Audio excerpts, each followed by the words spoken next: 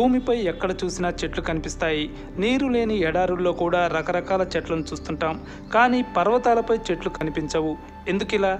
అక్కడ నీరు ఉన్నా చెట్లు ఎందుకు పెరగవు?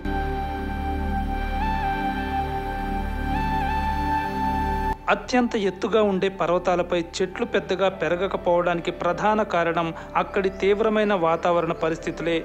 చెట్లు పెరగాలంటే నీరు కావాలి. భూమిపై ఉండే చెట్లు భూగర్భ జలాలను వేర్ల ద్వారా తీసుకుంటాయి.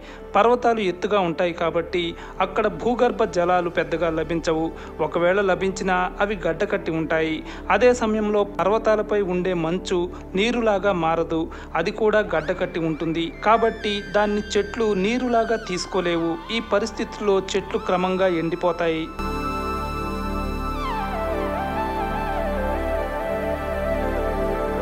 మరో కారణం కూడా ఉంది. వాతావరణం బాగా చల్లబడినప్పుడు చెట్ల లోపలి నీరు కూడా గడ్డకట్టే ప్రమాదం ఉంటుంది. అలాగే చెట్లలో నీరు ప్రవహించే మార్గాల్లో పగుళ్లు ఏర్పడతాయి. దీనికి తోడు పర్వతాలపై విపరీతమైన బలమైన చల్లగాలులు వీస్తుంటాయి.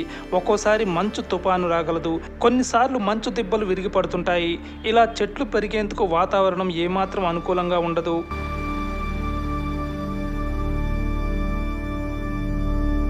వాతావరణం ఎలా ఉన్నా పర్వతాలపై కూడా కొన్ని జాతుల చెట్లు పెరగగలవు. పైన్, అశోక, రెడ్వుడ్స్, సర్వి, cedars, spruces, kauris, hemlocks, Douglas firs, larches, yews వంటి చెట్లు పర్వతాలపై కూడా పెరుగుతాయి.